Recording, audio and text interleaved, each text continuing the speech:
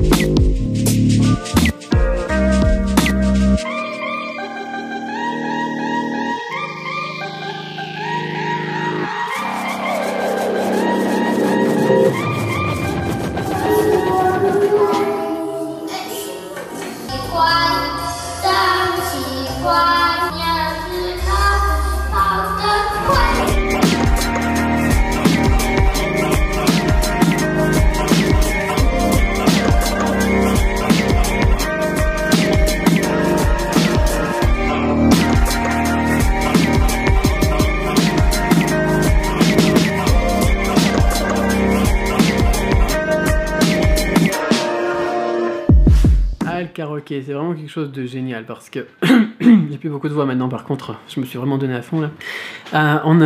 C'est vraiment dans la culture quoi, c'est pas le karaoké comme en France où voilà on va chanter devant tout le monde etc et puis on a peur de ridicule et tout ça. Là il y a vraiment, on est entre amis, voilà c'est une sortie vraiment comme on se prend un café ensemble, comme on va au cinéma ensemble, des choses comme ça quoi, c'est vraiment une sortie, c'est pas juste quand on est bourré à un mariage quoi, ça fait partie de la culture quoi et c'est génial, tout simplement. Voilà, les Chinois chantent très bien du coup parce que ils font souvent ce genre de sortie et moi j'ai vraiment envie de vous recommander le karaoké quand vous venez en Chine parce qu'en France vraiment on n'a pas ça. Par contre parfois certains restaurants ils proposent des petites salles comme ça mais sinon on n'a pas ça parce que ça nous permet vraiment de travailler le chinois sans avoir à trop se prendre la tête pour les tons, pour la prononciation. On est vraiment dans la chanson, on se fait plaisir quand on se fait du bien et ça permet aussi de travailler les caractères traditionnels parce que souvent on est les sous-titres qu'on peut voir défiler comme vous avez vu sur les images peut-être, je sais pas, et bien c'est des caractères traditionnels. Mais c'est vraiment quelque chose que je vous recommande, le karaoké en Chine ou donc chez vous. Regardez les chansons sur YouTube pour commencer. On a des logiciels maintenant sur les smartphones,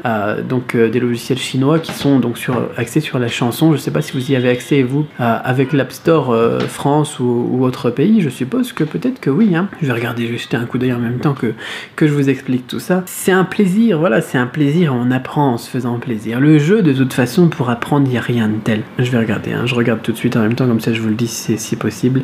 Donc là moi je suis sur l'App Store américain parce que moi ma société donc et tout mes trucs et tout ça c'est sur les États-Unis, mais sur les États-Unis c'est disponible déjà. Vous mettez Kage par exemple, un K et le caractère de la chanson, Kage. Et vous avez plein d'applications qui vont être donc disponibles comme ça. Et vous allez pouvoir vous faire plaisir donc en musique et apprendre en vous amusant. C'est vraiment quelque chose que je recommande. Ces applications sont gratuites. Petite astuce, comme vous le savez, moi je suis businessman et donc je ne suis pas dépendant des horaires 9h-17h pour le boulot et ce genre de choses. Si vous êtes étudiant, généralement aussi c'est un peu gênant, mais si vous venez en voyage, justement, vous êtes libre de votre temps. Donc pour le karaoké, ce que je vous recommande, c'est d'y aller l'après-midi. Généralement, c'est moitié prix ou un tiers du prix entre midi et 18h. Parce que généralement, voilà, aujourd'hui on est lundi par exemple. Moi j'y suis allé de midi et demi jusqu'à 17h, je crois. Enfin bon, on s'est réservé pour toute l'après-midi. De toute façon, peu importe le nombre d'heures que vous y allez. C'est beaucoup moins cher, c'est très intéressant. L'eau chaude, elle était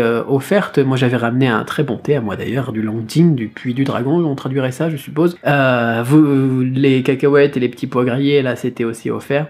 Vous venez l'après-midi, c'est beaucoup moins cher. D'ailleurs, demain matin, on va aller au cinéma, nous. Et c'est la même chose. Demain, on sera mardi matin, il y aura personne. Généralement, on a la salle pour nous, on a tout le cinéma pour nous-mêmes. Parce que les autres, ils travaillent. Donc, si vous êtes là en vacances, profitez-en. Allez-y l'après-midi ou en fin d'après-midi pendant quelques heures, par exemple de 3h à 18h. Et faites-vous plaisir à moindre frais. Parce que sinon, ça coûte cher quand même, tous ces trucs-là.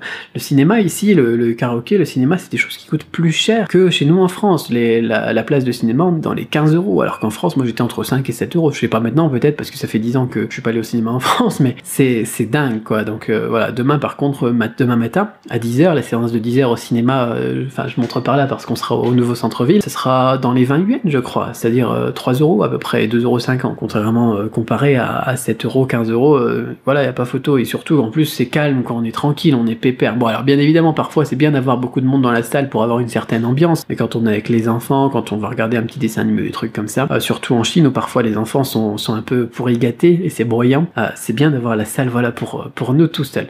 Quoi qu'il en soit, voilà, si vous avez des questions, des réactions sur le karaoké en Chine, mettez dans les commentaires si ça mérite une vidéo supplémentaire pour approfondir un point spécifique.